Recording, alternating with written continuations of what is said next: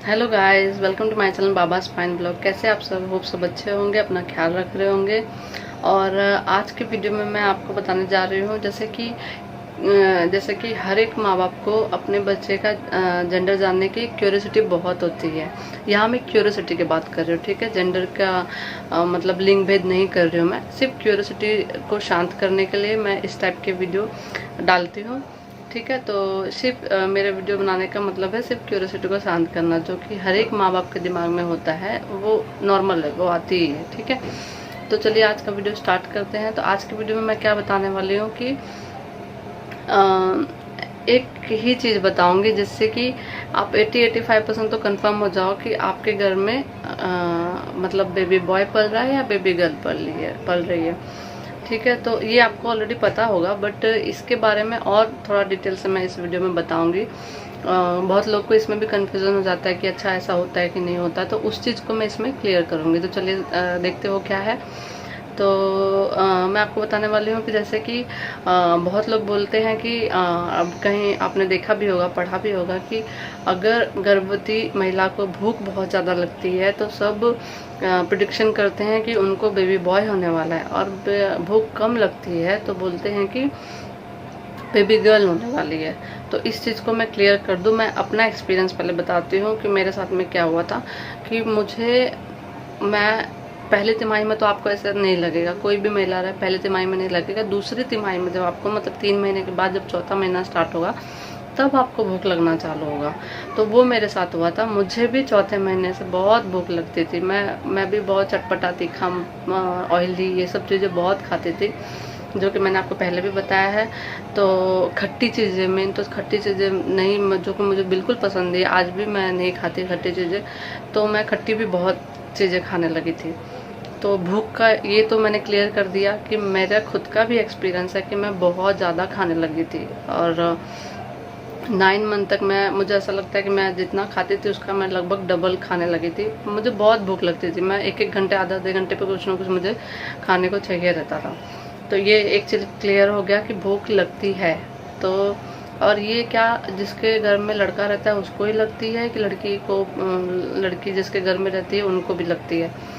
तो ये चीज़ मैं क्लियर कर दूँ। ये 2003 में ब्रिटिश में एक रिसर्च हुआ था, महिलाओं पे रिसर्च किया गया था, जिसमें से जो महिलाओं में डिफरेंस पाया गया, तो उसमें से पाया गया जिनके घर में क्योंकि फॉरेन में जेंडर बता देते हैं पहले ही, यहाँ इंडिया में बैन है बट वहाँ पे अल्ट्रासाउंड में जेंडर बता देते हैं। तो वहाँ पे पाया गया कि जिनके घर में एक बेबी बॉय था उनको ज़्यादा भूख लगती थी, जिनके घर में बेबी गर्ल थी उनके हिसाब से। क्यों? और ये होता भी है, और जो बोलते हैं सब वो सही है, क्योंकि कहीं ना कहीं वो चीज़ सही है। मैं ऐसा बोल रही हूँ क्योंकि क्यों भूख लगती है जिनके घर में बेबी बॉय रहता है, उसके पीछे एक रीज़न है। क्योंकि जिनके घर में बेबी बॉय होता है, जो बेबी है ना, जो भ्रूण होता है बेबी का, वो एक ऐसा द्रव्य छोड़ता है जिससे कि जो अगर बेबी बॉय का जो भ्रूण होगा, मतलब जो बेबी बॉय होगा, वो ऐसा द्रव छोड़ता है, एक ऐसा पदार्थ छोड़ता है जिससे कि जिनके घर में मतलब जो महिलाएं प्रेग्नेंट, जिनके घर में वो बेबी बॉय है, उनको भूख बहुत ज़्यादा लगती है।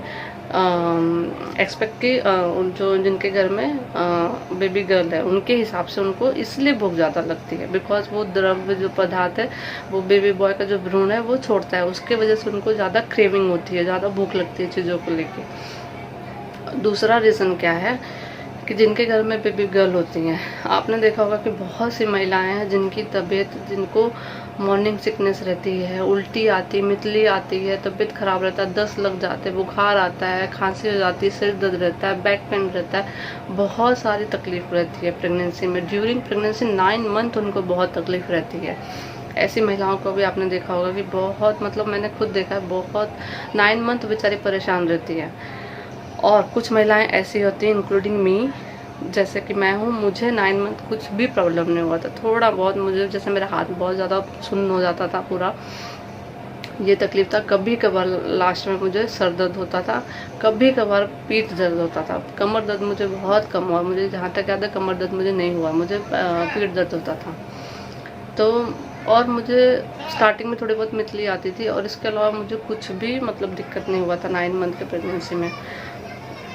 तो एक ये भी, हाँ, ये मैंने डिफरेंस बता दिया। जैसे कि जिनको बेबी गर्ल रहती है उनकी 9 मंथ की प्रेगनेंसी जर्नी कैसे रहती है, जिनको बेबी बॉय होते हैं उनकी 9 मंथ की प्रेगनेंसी जर्नी कैसे होती है, दोनों में डिफरेंस पता चला।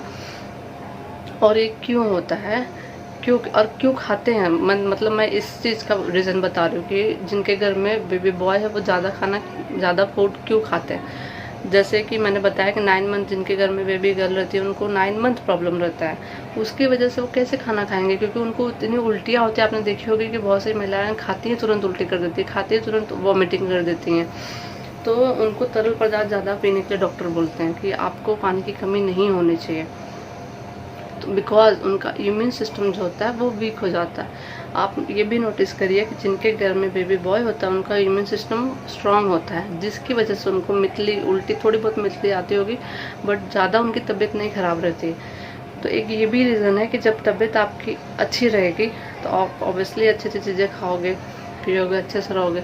अगर आपका इम्यून सिस्टम वीक रहा, आपको चीज़ें अच्छी नहीं लगेंगी, उल्टी आती रहेगी, वॉमिटिंग आती रहेगी, चक्कर आएगा, बुखार रहेगा, सिर दर्द रहेगा, बुखार जो भी है, बहुत सारी दिक्कतें आती है। अगर वैसी चीज़ें रहेंगी तो आप खाना कैसे खाओगे, आप खाओगे कैसे खाओगे, जो खा रहे हो आप तो वॉमिट कर दे रहे हो, और फिर धीरे धीरे खाने में ऑब्वियसली क्वांटिटी उनकी कम हो जाती है। एक ये रीज़न है, इम्यून सिस्टम का भी खेल है इसमें, ठीक है। कि बेबी बॉय होता है तो इम्यून सिस्टम ऑलवेज देखोगे जिनको बेबी बॉय रहता है वो मस्त रहते हैं, 9 मंथ एकदम अच्छे से रहते हैं, उनको इतनी दिक्कत नहीं होती है। जहाँ तक आप लोग ने भी नोटिस किया रहेगा, जो सेकेंड टाइम प्रेग्नेंट होंगी जिनको पहले बॉय होगा, आप लोग अगर कर सकते हो तो नोटिस करोगे आप भी ये चीज़ें अपने आजू बाजू में भी नोटिस किया होगा। ये चीज़ें मैंने खुद का एक्सपीरियंस मैं बता रही हूँ, मेरे आजू बाजू मैंने भी वो सब नोटिस करके ही मैं बता रही हूँ। तो ये चीज़ें होती हैं, इम्यून सिस्टम का खेल है। और तीसरा चीज़ क्या रहता है, वेट गेन। देखिए जिनके घर में बेबी बॉय होता है ना, उनका वेट आप देखोगे इतना खाने के बावजूद वेट ज़्यादा नहीं बढ़ता। 9 kg 10 kg, मेरा 11 kg हुआ था, बिकॉज मुझे PCOD भी था, ये भी रीज़न होता है। तो ज़्यादा से ज़्यादा वेट नहीं बढ़ता है। आप देखोगे वो तुरंत अपने उसमें भी आ जाते हैं, वापस बैकअप में आ जाते हैं। मतलब जैसे वो पहले थी, डिलीवरी के 1-2 महीने बाद वो वापस अपने शेप में आ जाते हैं।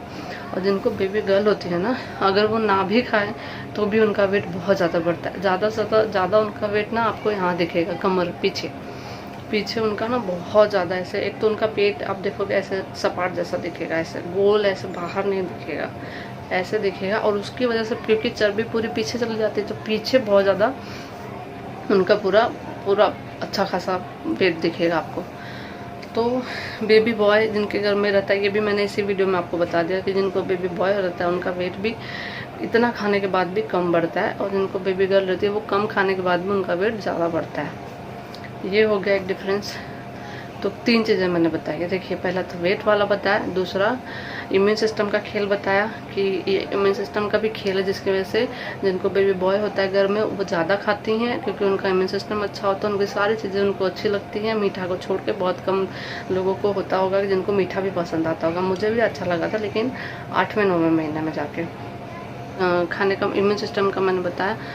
और होप मैंने आपको सारी चीज़ें बता दी इस वीडियो में कि भूख, मतलब ये जो बोलते हैं कि घर में बेबी बॉय होता है तो भूख बहुत लगती है, ये कहीं ना कहीं बहुत सही है।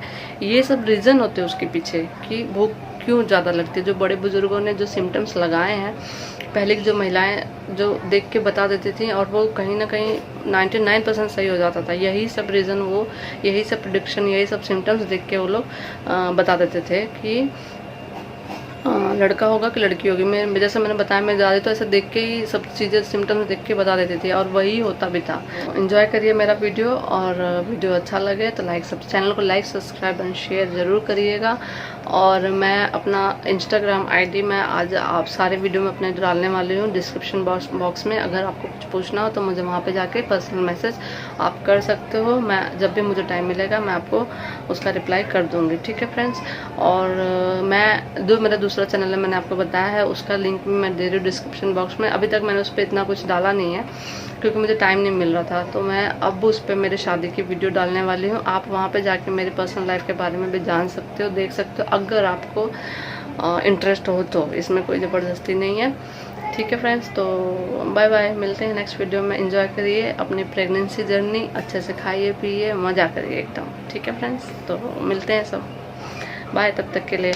हाँ, इंस्टाग्राम पे मुझे मैसेज ज़रूर करिएगा, और मुझे अच्छा लगता है अपने सब्सक्राइबर से बात करने के लिए, अच्छा लगता है उनको मैसेज, क्योंकि मुझे टाइम थोड़ा भी छोटा है, मैं रिप्लाई नहीं कर पाती, बट मुझे बहुत अच्छा लगता है आप लोग से बात करने के लिए, ठीक है। क्योंकि बहुत लोगों को तो मैं थोड़ा पर्सनली जानने भी लगी हूँ, मतलब पर्सनली, मतलब कुछ लोगों से तो मैं बहुत ही बात करती हूँ, मैं कमेंट में भी आप देखोगे कितनी बार मैंने बात की है, मुझे अच्छा लगता है, ठीक है फ्रेंड्स। तो मुझे मैसेज ज़रूर करिएगा इंस्टाग्राम पे अगर आपको कुछ पूछना है रहे तो, और फिर मिलते हैं नेक्स्ट वीडियो में, तब तक के लिए बाय फ्रेंड्स।